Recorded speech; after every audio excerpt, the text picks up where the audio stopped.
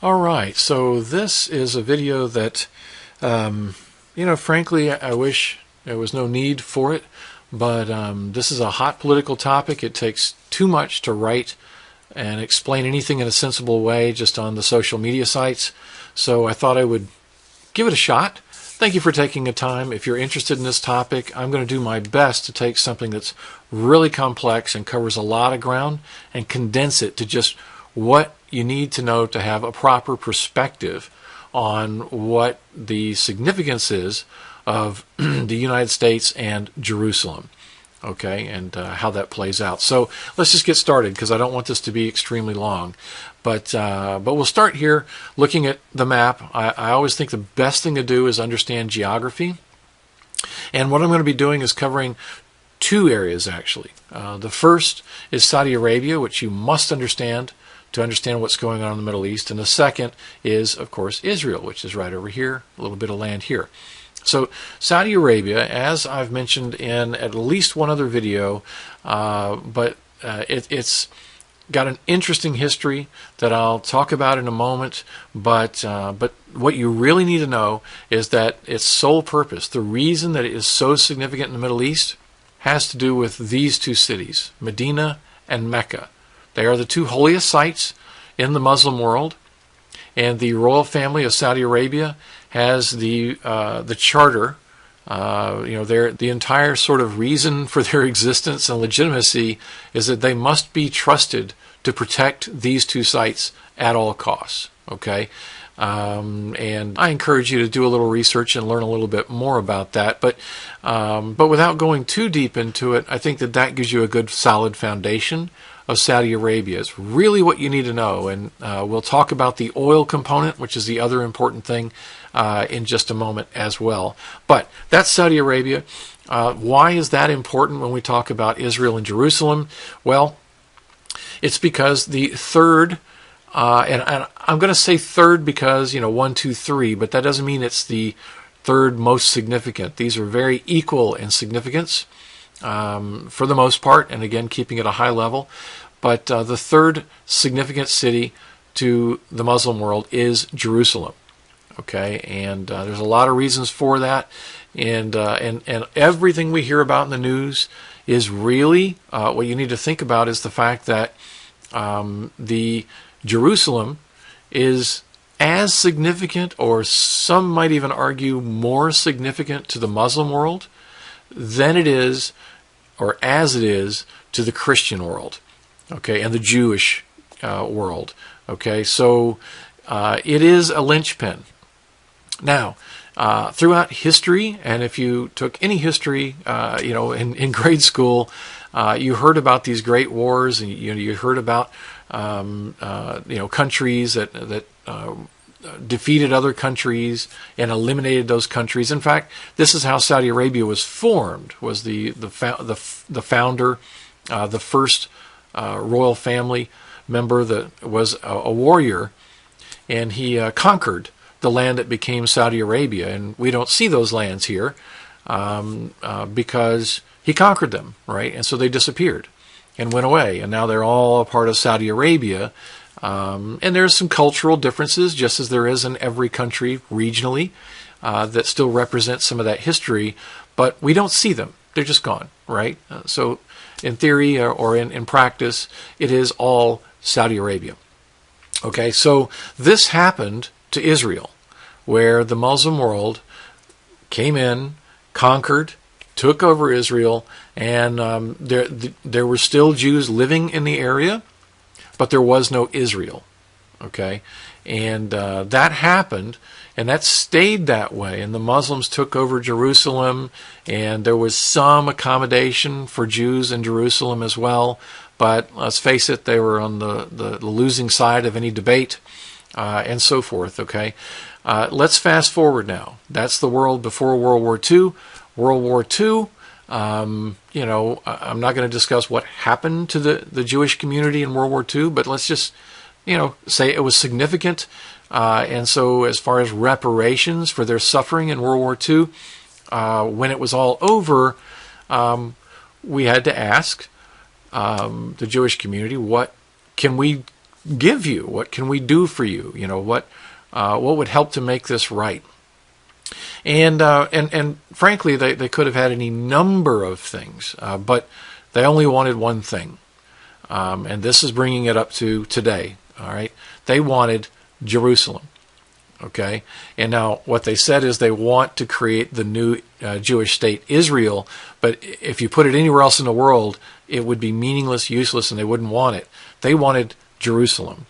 Okay, so now let's zoom in here. The problem is that Jerusalem was already Muslim, right? It was all part of Palestine and so forth. So what we had to do is we had to go in there as a Western culture and forcibly make Israel and take the land from other people and do so in a part of the world that had nothing to do with World War II. They certainly were not enemies, right, in that war. So what an unusual thing to do. What an awkward thing to have to do. And remember, you're not only doing it, you are annexing and taking over the third holy city from the Muslim world and saying it now belongs to the Jews. Okay? Now, try and take a minute and imagine that you're a Muslim in the region, in the world, and that were to happen. It's very significant, okay? And it's important to get your head around that because that sets the stage for a lot of things. I'm going to give you one example of how that was possible without having incredible amount of war. How did the Middle East let that happen? So let's go back to Saudi Arabia, all right? They had to negotiate is the answer. Actually, we'll go to Saudi Arabia in just a moment. You notice the dotted lines? Is it called the amethyst lines? Let me see if I zoom in. It should say right here. Maybe it doesn't. It's here. There you go. Amethyst agreement line. Okay. So in other words, what we had to do was we had to say Israel is going to be the new Jewish country. Here are the lines, and these lines have moved over the years, but just let's keep it basic. But we had to create communities for the Muslims that were currently living in the region. And so it was everything on this side of the dotted line is Muslim. Everything over here, and this thing you hear about called the Gaza Strip, is Muslim. And the rest, over time, these lines move and so forth. But today, that's how it's laid out. Now you notice that this little bump out right here is in the Jewish part of Israel. And that's Jerusalem. How did that happen, right? So more kind of horse trading, okay? It had to be, we need for this because the Jews, all they wanted was Jerusalem, so we can't say that's a Muslim community within Israel, their country. So it had to be on the Jewish side of the line, but it had to be relocated to multi-purpose. And so it had to be that we will... the Jews will not run the Muslims out. The Jews will allow the Muslims to have their space in Jerusalem that they consider holy. There had to be very complicated agreements put in place that allowed for it to be sort of a Switzerland. Okay? Now let's take a step back and remember that that's the only thing the Jews wanted. Okay? And then they're told, you got your land, you kind of got at least a say, 50-50. In the thing that you wanted, but that's what you got. Now, ever since that was done, the Jews have not liked it, and they felt like they've at least they've got the land, at least it's on their side of the line. Thank you very much. They built the country of Israel, but they always considered Jerusalem theirs. The Muslim always considered Jerusalem theirs, and it's been a mess. And so while there are other issues when we talk about peace in the Middle East between Israel and the Muslim countries, this is the big one. Okay, and so every president in the United States, every leader that has gone over there to try and influence peace in the Middle East, the Jews have said Jerusalem is it's off the table. And the Muslims say the same thing, but for the different reason. They believe it should be theirs. It's a stumbling block. And so what we have got to do as a Western world is we've got to start asking ourselves, what are we doing? We are defending this nation of Israel for the Jews, as a place for the Jews. But the one thing that they really wanted, we didn't really kind of exactly sort of give them. And it's causing nothing but problems. And so how do you negotiate from this position? Okay? Now let me tell you something else. And this is just sort of, I'm going to show you an interesting coincidence. Okay? Because even with all this, you can imagine the Muslim world would not agree. They owned it. They had it. They had possession, and now it's gone. So they needed something in return. Okay? So I'm going to show you a little web page. Let's see. Oh, here. Here he is. Ibn Saud. Okay? He's the conqueror that created Saudi Arabia. And, what a guy, right? Okay? So he did a good job. He pulled it all together. He promised peace. He promised protection of the holy cities in Saudi Arabia. And he pulled it off.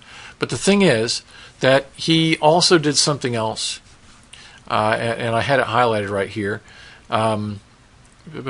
As king, okay, so it became Saudi Arabia in 1932, and then as king, he presided over the discovery of petroleum in Saudi Arabia. And this was like one of the very first really big oil reserves discovered in the Middle East, and that happened in 1938. So, and then this is what I want to get to, and then beginning of large-scale oil production after World War II. After World War II. Interesting. Right when Israel was created. All right. Now you think that's an interesting coincidence, right? Basically, the Western world, let's call it the United States of America, which was the only country that had like serious money after World War II, which is why we created the U.S. dollar as the gold standard, the global currency, et cetera, et cetera. The U.S. got a lot out of World War II. Let's just face it. But a part of that is that the United States went in and said, we will start to buy oil from Saudi Arabia and the Middle East wherever you find oil. How about that? Now will you let us just stay out of this issue with Israel and let the Jews have 50% ownership? We're still calling you nice guys and letting you have some control in there in Jerusalem. And when the Saudi Arabia and the Middle East started seeing the money in oil, because of this bias towards the Middle East in trade in oil, the leadership, the kings and presidents of those Middle Eastern countries were willing to deal with the problems with their people in order to monopolize and take advantage of this sweet deal on oil. Okay, I'm going to show you one more thing on this, just to take this coincidence one more notch. If you are in the United States in particular, then you probably remember the idea when you think of Texas, especially if you're a little older, it's probably synonymous in some ways with oil.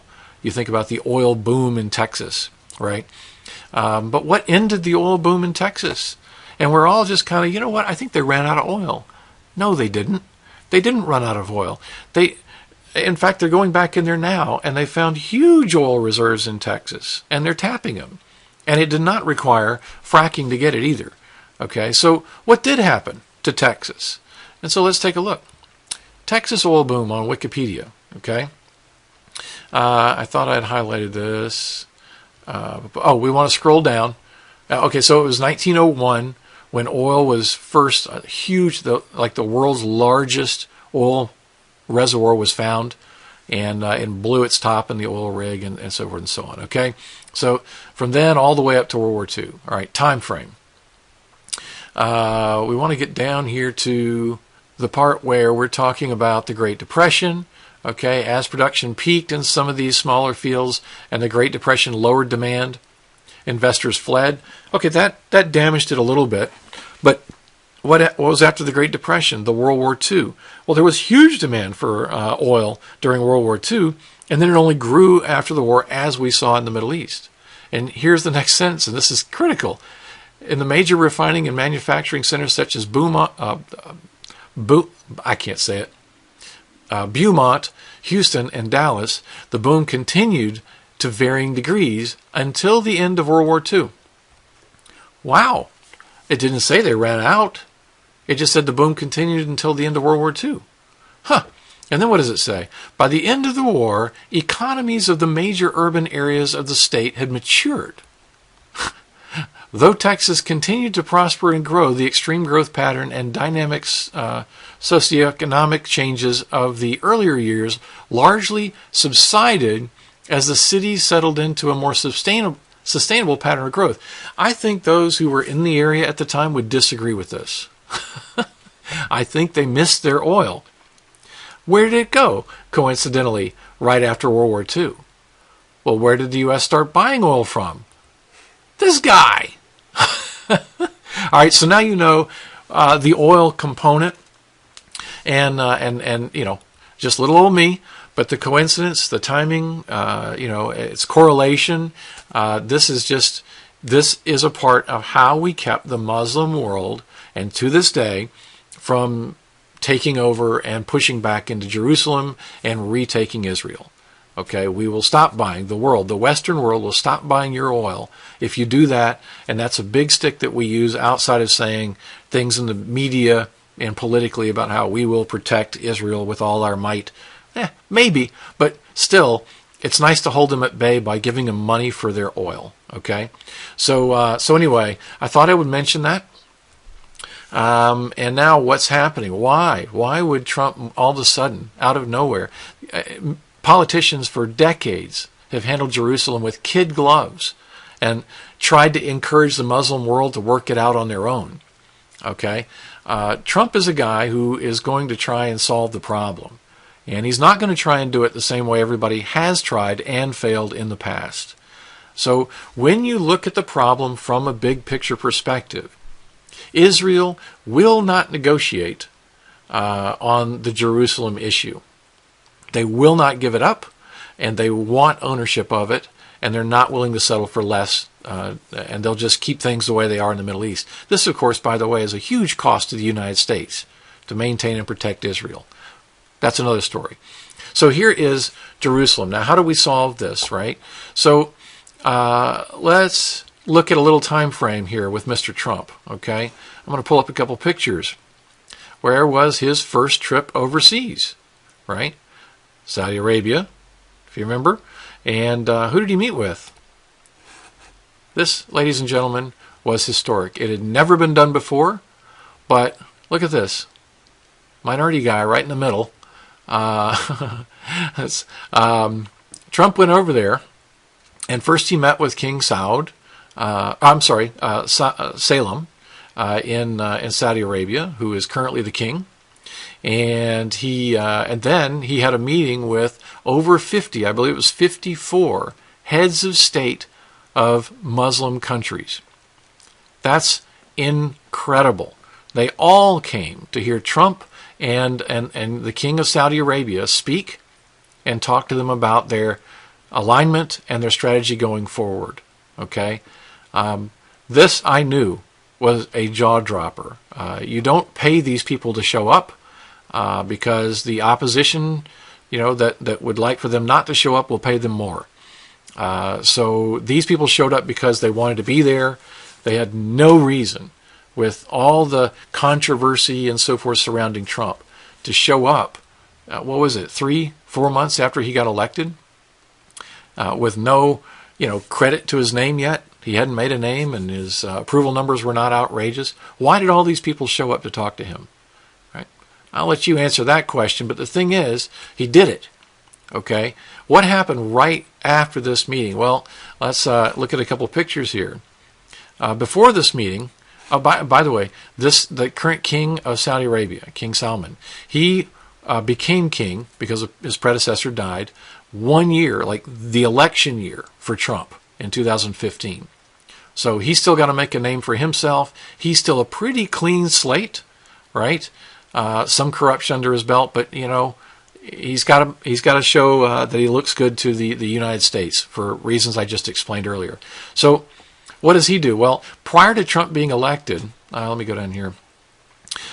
He actually named a crown prince. This guy, okay, and this guy said, he's a happy guy. Hey, I'm going to be next to be king. That's what the crown prince is. He was named as the successor to the current king. Okay, Trump comes into office. Trump has this meeting over here with all the leaders, but more specifically and more importantly, the leader of Saudi Arabia. And then what happens like the week or two after he leaves? This guy, I got another picture, not so happy. He gets deposed. All right, he's forced to resign from his post. He is no longer the crown prince. And instead, what do we get? A guy that met with Trump, flew over, shook his hand, said, I'm with you. This young fella. Oops. Let's see. Right here. Okay? This guy. I'll put him down here. So here he is. He's 30-something years old. He has no political experience. He has high aspirations. He was the kind of the deputy crown prince. So he was like the next in line should both the king and the crown prince die. But here he is, this young guy. And so Trump likes him. He likes him. He made no bones about it. Next thing you know, he gets put in as crown prince. Now, what's the first thing that this guy does? Well, we all heard in the media how he went around and arrested all these royal family members and so forth. Well, did you know one of them was this guy? And he froze all his assets. So he looks even more like this. He's not having a good month. Let's just face it, right? All of this is because, and the point of this is that now there's an alignment in the Middle East. Saudi Arabia is clearly aligning themselves with the Trump mission, right? There's no way around it. With that in place and corruption being weeded out of the Middle East from all this old oil deal, now you understand why it is that all that oil and all those oil deals and purchases, Trump said it can stop. We have our own oil. We'll build another pipeline from Canada. We'll get oil from Russia. We'll get oil. And so all of a sudden, whole new alignment in the Middle East. Everybody wants to protect their investment in oil and so forth. That's the new big tool, I believe, personally. I also think that Trump knew that there was no getting Israel, the Jewish leadership of Israel, to agree to any peace agreement that didn't include Jerusalem as their own. Take that one step further. Trump knew this before he got elected, and so he actually made a part of his campaign that he believed Jerusalem should be Jewish. And, no doubt, he told all these guys that. Okay? And so he and his team felt the waters. They made some statements. They talked about their direction. They established credibility with all these guys. The point I'm getting to here is that we need to have a little bit of trust. Remember that he went and spoke to the Muslim world instead of the U.S. leader going and talking to our strongest ally, we've heard this term before, in the Middle East, Israel, and getting a photo op with Netanyahu and all that kind of business, which always seems to happen. He did it the other way around. He knew we needed to build credibility with the Muslim world, and he got them all together in one room. And he had discussions with them all. He listened. He knows exactly what's going to happen, and I'm sure he made it clear that there was nothing going to happen unless Israel was going to get Jerusalem. So I don't know exactly, there's no way for anyone to know what that means, that the U.S. Embassy is moving to Jerusalem, and that we are now considering Jerusalem the capital of Israel for the Jews. That doesn't mean we're going to run the Muslims out of town. There's naturally going to be an upwelling among the radical Muslims and the Muslim community. But remember, Trump is dealing with the presidents, the royal family. He's dealing with the leadership of the countries in the Middle East. And I feel sure that they know about his strategy here, and he would never make a move like this bold move with Jerusalem without knowing that he has alignment where he needs it. So I say all this because I just want to keep the idea, we need to keep the hysteria down. We need to keep a little context, and I hope that knowledge will help to fill some of these gaps. and help people understand that while it's a very bold move that President Trump has done, I'm not the person that's wearing the red hat. I'm not over saying Trump is great in every way, but I can help to explain what I believe makes sense, if I was to try and make sense of what he's done and how it aligns with things that he's already done in the past year. So I hope this is helpful. I tried to keep this under 20 minutes, but if you like this, or if you have any comments, or if there's anything that I've gotten wrong or should have added, please let me know in the notes below. I appreciate every view, every like, and I certainly appreciate any note and correction or addition that you might make. Have a great day.